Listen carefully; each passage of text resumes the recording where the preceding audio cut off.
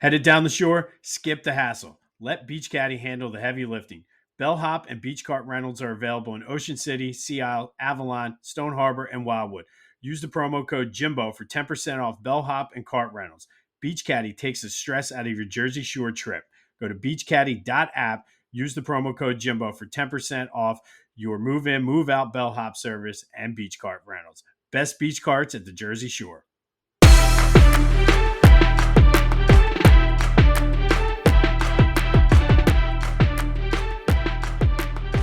What's up, everyone? Welcome to this day in Philly Sports History for July 4th, 2025. I'm your host, Jim Montgomery. Welcome to a Friday edition, a Feel Good Friday, a 4th of July Feel Good Friday. And just a quick thing on the Beach Caddy. From now through the end of the summer, that discount code with the promo code Jimbo is now 15%. So let Beach Caddy take the stress out of your Jersey Shore vacation. And it is the 4th of July, so happy 4th of July, everyone. Happy 249th birthday, America. And look, I usually don't get political or anything like that. I obviously try to stay away from it. But I just do want to say, look, America is not perfect. And it is what it is. It doesn't matter what aisle you're on. There's plenty that I'm sure you could point out that you don't like that is wrong. However, on a day like today, even if you're not necessarily feeling overly patriotic, it's a good day to just be about and be in your community. Come together with everybody. There's an awesome 4th of July parade in my neighborhood that brings everyone together. It doesn't matter, Democrat, Republican, Independent, whoever you are. It's just a good time to be with community. But it is America's birthday. And again, it's not perfect, but it's a lot better than some of the alternatives. So happy birthday, America. Hopefully 249 will be the best year yet for you. But as I mentioned, go out, be with your community, and be safe, more importantly than anything. Don't do anything stupid. Be smart. Call an Uber. Whatever you got to do. Don't pull a Jason Pierre-Paul. If you know, you know. Be safe. Leave the fireworks to the professionals. But happy birthday, America. Happy 4th of July, everyone. Go out and have some fun today. All right, so it is going to be a little bit of a quicker episode today, basically because not a whole lot happened in Philly sports yesterday. The Phillies were off, and they're going to be off every Thursday for, I think I saw the next 7 weeks or so, which I guess bodes well for the pitching staff. It bodes well for trying to navigate what happens when Nola and Aaron Painter comes back, resting up for the postseason, whatever it is. I'll take it. 6-day work weeks for the Phils for the next foreseeable future is okay. But they do start a weekend series tonight against the Reds. Jesus Luzardo's on the mound looking to keep the momentum going. I would imagine with somebody like Luzardo, when you go out and you see what Wheeler's doing, when you see what Ranger's doing, when you see what Christopher Sanchez is doing, kind of gets those competitive juices flowing. So maybe he's going to go out and throw a gem tonight. But the Reds are no slouch. They're right there in the thick of things in the NL Central and the wild card race. So another challenging weekend series for the Phils. Can the bats rise to the occasion, though? That kicks off tonight. All right, recapping yesterday's trivia question. I asked you on this day, yesterday, July 3rd, who did the Phillies acquire after the morning after that doubleheader? And that was Roger Mason from the Padres for Tim Mauser. And Roger actually pitched against the Phillies in both games of that epic doubleheader. The next day, he was traded, and I couldn't find it anywhere, but I would imagine that he never left. I think he probably just stayed in Philly, stayed with the team, and flew. But thank you for everybody. That was kind of an easy one. Everybody got that because it was really the only trade piece that team did. And Roger did pay off dividends. During the regular season, he was able to give Larry Anderson, Mitch Williams, David West some off days and some rest. But Mason really did come through in the postseason, and I will still go to my grave saying I think Fregosi did the right move. If it was analytics, he probably would have said something different, but Mitch Williams was his guy. I feel like if they left Roger Mason in, we would have had a Game 7 in 1993. But it's a feel good Friday, so let's not dwell on that negativity. Let's do some quick housekeeping. Be sure to follow me on social media, Jimbo_Mont on Twitter and TikTok. On Instagram, at Philly Jimbo. Subscribe to the YouTube channel at Jimbo_Mont and continue to spread the word as we grow this thing. I appreciate all of you. And if you are a newer listener, welcome. Be sure to come back next week when we have more of a regularly set schedule, not the holiday version. Just a quick housekeeping note. Programming note, I should say. There will not be a tournament matchup today, so there is still time to vote on Moses versus Wilt. Moses from 82-83, Wilt from 67-68. Any of my social media, the Discord channel, which is the first link in the description. Let me know whose season was better. Moses when he came in and won the championship, or Wilt his last year here in Philly.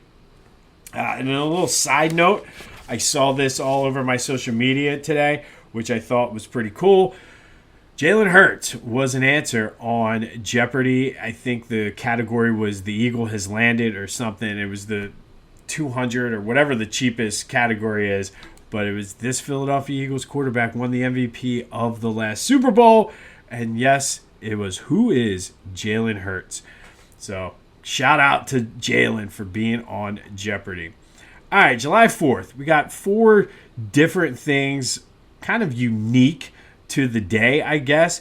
First, we'll go back to the bicentennial, 1976. Philly split a doubleheader with the Pirates out in Pittsburgh. Game 1, they won 10-5. Game 2, they lost 7-1. But in Game 1, Tim McCarver, yes, that was that Tim McCarver, rest in peace, the whole Deion Sanders, you're a real man, Deion. That Tim McCarver played for the Phillies. He was Steve Carlton's personal catcher. Hit what became known as a grand slam single. How does that happen? Well, he got up with the bases loaded, hit an apparent home run, but passed Gary Maddox. Again, I don't know how this happens. Maybe he was just so ecstatic he hit a home run or a grand slam, but went past Gary Maddox, was called out, was credited with a 3-run single. So Tim McCarver with a grand slam single on this day. Phillies did win that game 10-5 before losing the nightcap 7-1 to the Pirates. 3 years later, the Phillies beat the Mets 1-0 at the Vet. Steve Carlton was on fire, retiring the first 19 batters he faced en route to a 1-hit shutout of the Mets. The only hit he gave up happened after 19 straight outs, which is pretty impressive. However, it was not a good day for the rest of the Phillies starters. Larry Christensen pulled a groin, Dick Ruthven hurt his elbow, and Randy Lurch broke his thumb in a bar fight. All 3 of them were placed on the DL.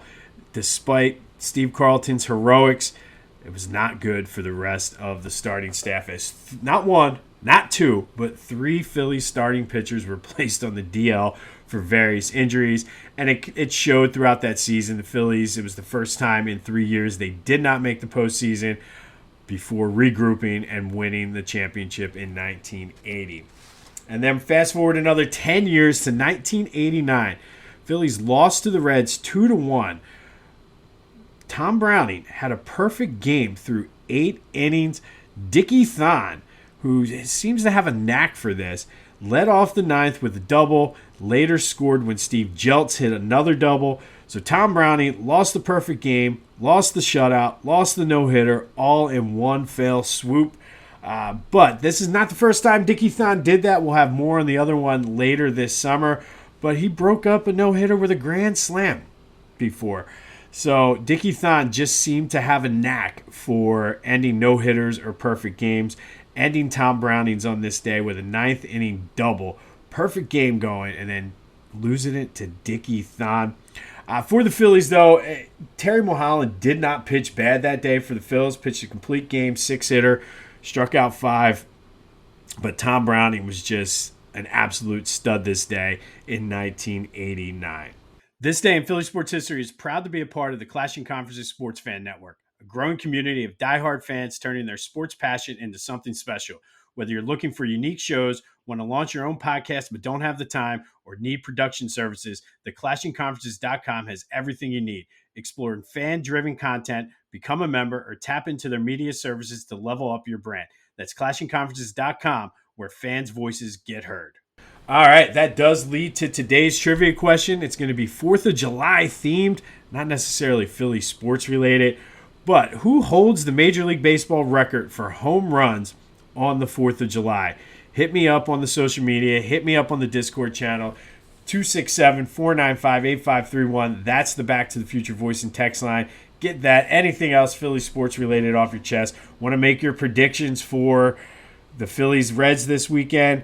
Want to talk WNBA, Flyers, Sixers? All of that is fair game. But today's trivia question, who holds the Major League Baseball record for home runs in July?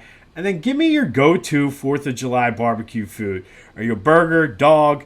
What do you go for? And I think a lot depends on me, what people have. And I'm very particular too. It depends on how the person keeps their grill. I could do a whole podcast episode on the quirkiness of how I choose my food, but I'll save you that. But let me know, what's your go-to 4th of July barbecue food? It's time for Fridays with AI, where we ask AI to rewrite Philly sports history. Every Friday only on This Day in Philly Sports History. 4th of July or not, that's right. It is time for Fridays with AI.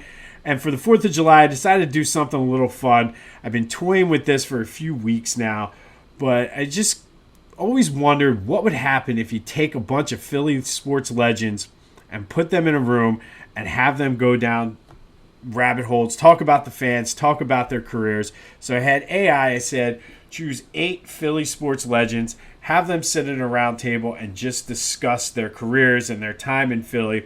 So AI decided that should be Dr. J, Allen Iverson, Mike Schmidt, Chase Utley, Brian Dawkins, Reggie White, Bobby Clark, and Bernie Parent.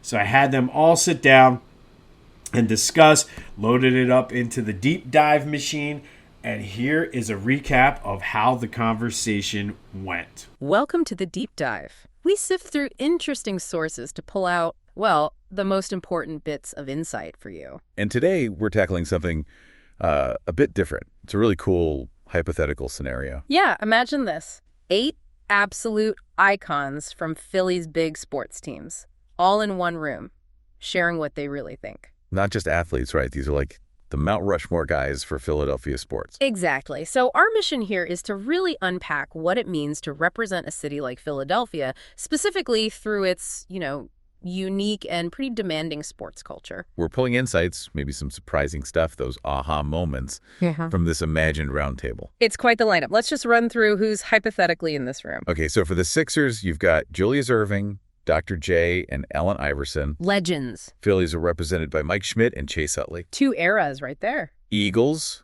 Brian Dawkins and the Minister of Defense, Reggie White. Wow. And from the Flyers, the Broad Street Bullies era, Bobby Clark and Bernie Parent. Just picturing them together is something else. So the moderator in the scenario, they get right to it. The core question. What does it mean to represent Philly? Yeah, and that really sets the tone, doesn't it? How these giants see their link to the city, to the fans. Okay, so let's dig into that first bit, the Philly standard. Expectation, effort, earning respect. Right. And what jumps out immediately is Dr. J's take. He says Philly expects excellence. Okay, sure. But then he adds, more importantly, it respects effort. Respects effort. That second part feels critical. It's like they value the grind, seeing you work for it, maybe even more than just a smooth win.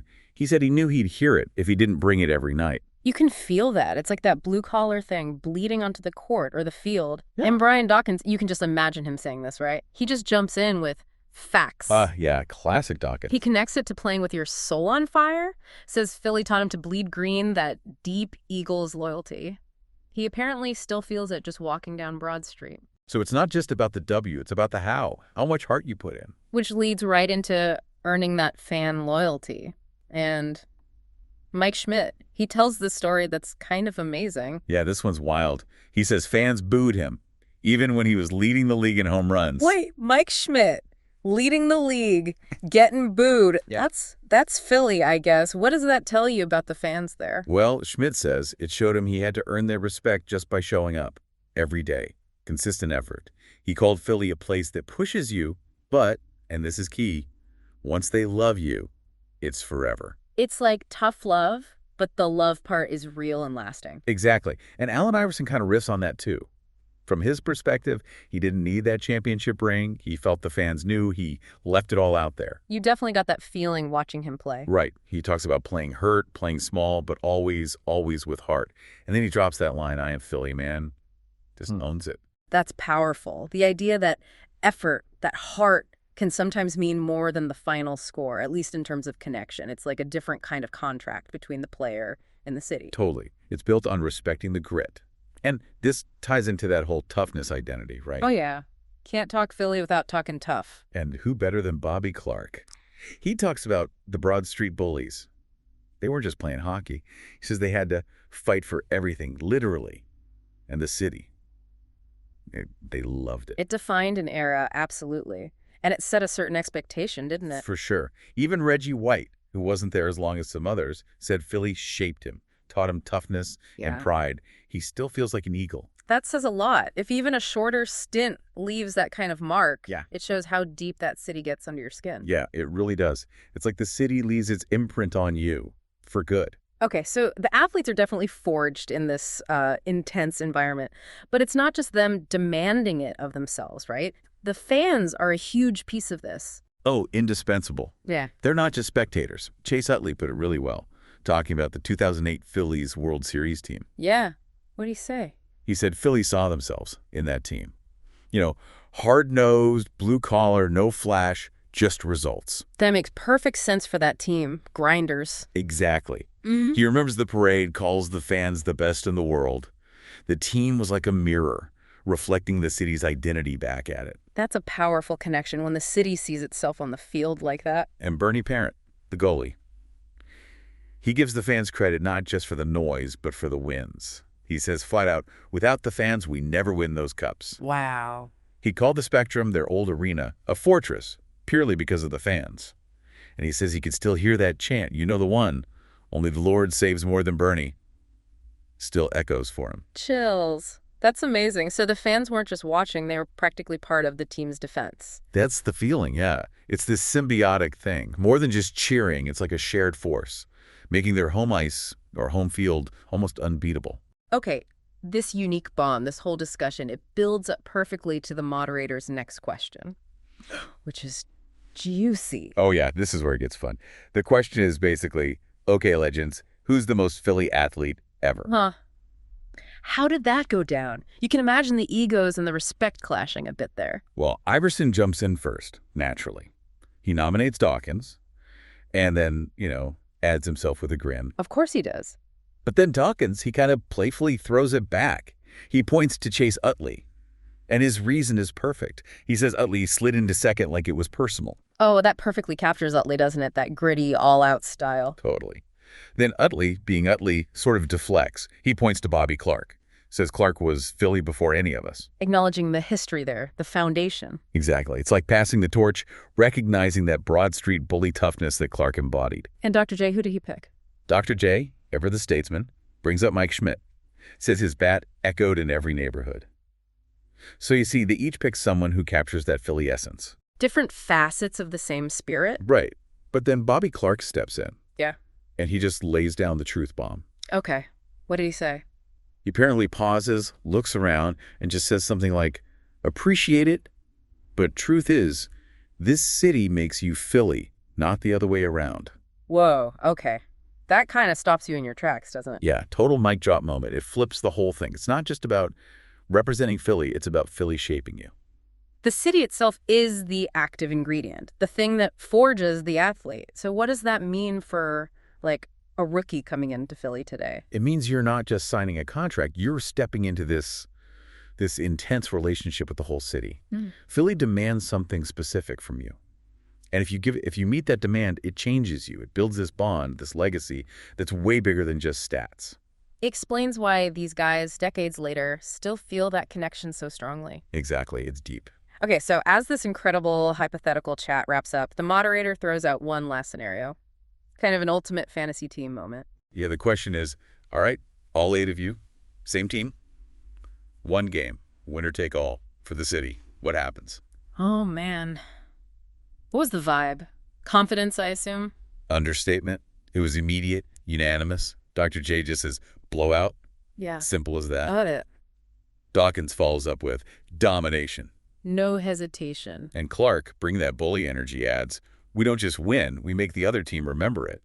It's about imposing your will, leaving a scar. Then the individual flair comes out. Oh, yeah. Yeah. Iverson pipes up, I'd drop 40. You knew that was coming. Naturally.